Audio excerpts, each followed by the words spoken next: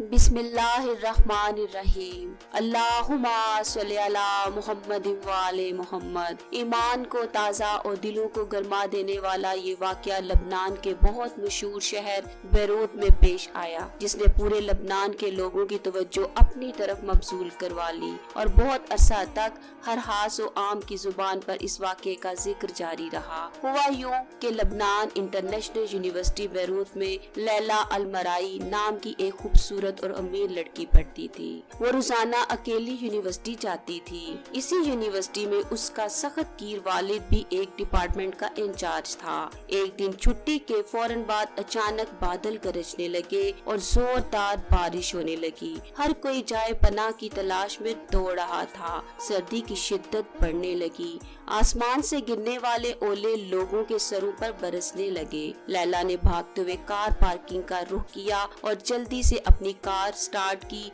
और यूनिवर्सिटी से घर का सफर शुरू कर दिया। सारी सड़कें पानी से भर चुकी थीं। अभी उसने थोड़ा सफर ही तय किया था कि कार ने झटके लेने शुरू कर दिए और फिर बंद हो गई। लैला ने फौरन अपने बाप को कॉल मिलाने की कोशिश की, मगर सिग्नल नहीं मिल रहे थे। वो बहुत परेशान हुई। उसने सोचा कि उसे अब गाड़ी को छोड़कर कोई जाए पनाह तलाश करनी चाहिए। वो जाए पनाह की तलाश में दौड़ने लगी। उसका जिस्म सर्दी से कांप रहा था। लैला नहीं जानती थी कि उसे पनाह कहाँ मिलेगी। कुछ देर बाद उसे एक घर नजर आया। वो घर की तरफ लपकी और दरवाजा खटखटाया। घर में मौजूद लड़का बाहर निकला। लैला ने लड़के से लजाजत भरे लहजे में कहा कि उसकी गाड़ी खराब हो गई है। उसका घर यहाँ से दूर और शहर के दूसरे किनारे पर है। वो मेहरबानी करे और अपने फोन से एक कॉल करवा दे ताकि वो अपने बाप को बुला सके। लड़के ने उसे मोबाइल दे दिया।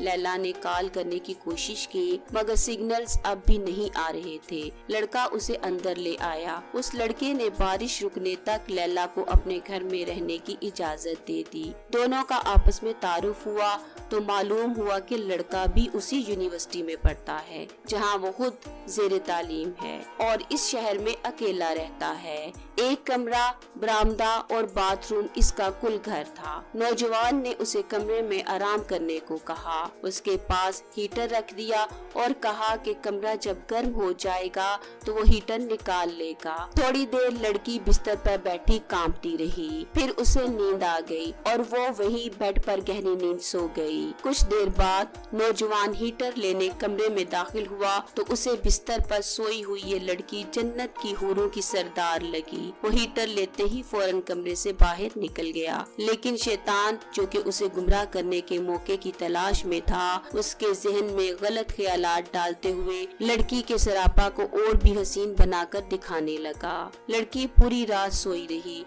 सुबह होते ही लड़की की आंख खुल गई। जब उसने अपने आप को किसी अजनबी बिस्तर पर लेटा हुआ पाया तो वो बेहद खौफजदा हुई। वो हड़बड़ा कर उठ गई और घबराहट के आलम में कमरे से बाहर निकली। उसने बरामदे में नौजवान को बेहोश पाया तो उसके खौफ में मजीद इजाफा हो गया। वो इंतहाई घबराहट के आलम में घर की तरफ दौड़ने लगी और पीछे मुड़कर भी न देखा। वो भागती रही यहाँ तक कि अपने घर पहुँच गई। घर में उसका बाप इंतहाई परेशानी के आलम में टहल रहा था। उसका बाप सारी रात पूरे शहर में पुलिस की मदद से अपनी बेटी को तलाश करता रहा था। लैला ने जो ही अपने बाप को देखा, दौड़ती हुई बाप के गले से लग गई और रोते हुए अपने बाप को तमाम वाकयात में नौअन सुना दिए और कसम खाकर कहा कि मैं नहीं जानती जिस अरसा में मेरी आंख लगी क्या हुआ और मेरे साथ क्या किया गया, मुझे कुछ पता नहीं। उसका बाप इंतहाई गुस्से के आलम में उठा